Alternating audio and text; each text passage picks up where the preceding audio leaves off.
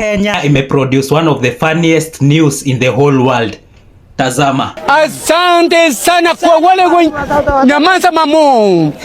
Nyamaza kwanza usikie vile tunaenda na mpangilio huu. But before tuanze, tafadhali subscribe, usifanye nilie kama huyu jamaa hapa chini. But tunapoanza, nataka kuclassify hizi memes into their own tribes. Ya kwanza tutaanza na nyamaza mamu. Tribe ni Wakisi. Asante sana kwa wale nyamaza mamu. Nyamaza kwanza usikie vile tunaenda na mpangilio huu.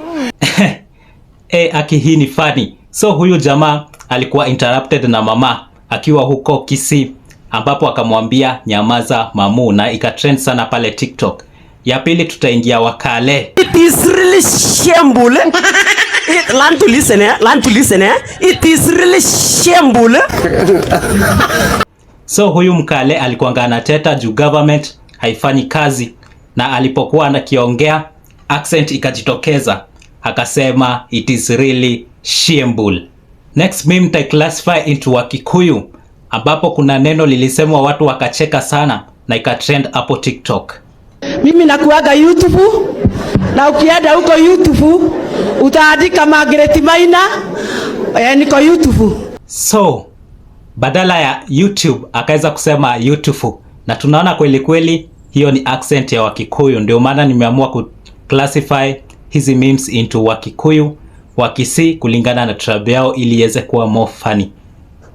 Lazima tucheke. Next tutaangalia Wakikuyu tena. Wakikuyu ni tribe ambayo inachekesha sana ikifika kwa the news, the most funniest news. Ndio bana tunasema Kenya ndio the capital city of Africa. So huyu Mkikuyu alikuanga anapeana incident yenye bridge iliweza kukatika, na sauti aliyosikia katika bridge ikikatika aliweza kusikia kwa hiyo ambayo ni ironical sana sana sana. Hiyo daraja kwanza ikaanza kukatika, nikaanza kusikia mlio kama kwa, na ndio kwanza hapo nikaona hiyo dereva akiwa peke yake ameanza kutiririka huko chini kwa mto wa I wonder kama huyu mtu aliweza kusikiza tanakali za sauti shuleni, kwa sababu hiyo ni tanakali ya aina gani? Katika bridge niulize swali, bridge ikikatika huanga inatoa sauti ya kwa. Ai, nauliza. Next tribe ni ya Waluya. Akaulizia mama, unapika mboga gani? Mama akasema leo nimeunda misheveve. So hii ni meme yenye ilienda viral sana pale TikTok 2024, ambayo ni ya misheveve. Tuione. Saba mama makofi. Makofi kwa wingi tena zaidi.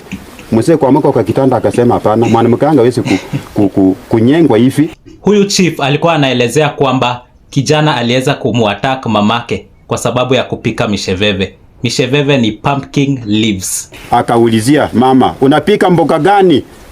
Mama akasema leo nimeunda misheveve. Baba naye alijaribu kuintervene, lakini pia aliweza kuatakiwa na huyo kijana kwa sababu mama alipika misheveve, lakini sadly babake aliweza kuaga dunia. Alianza kwa kutafuna mzee vidole.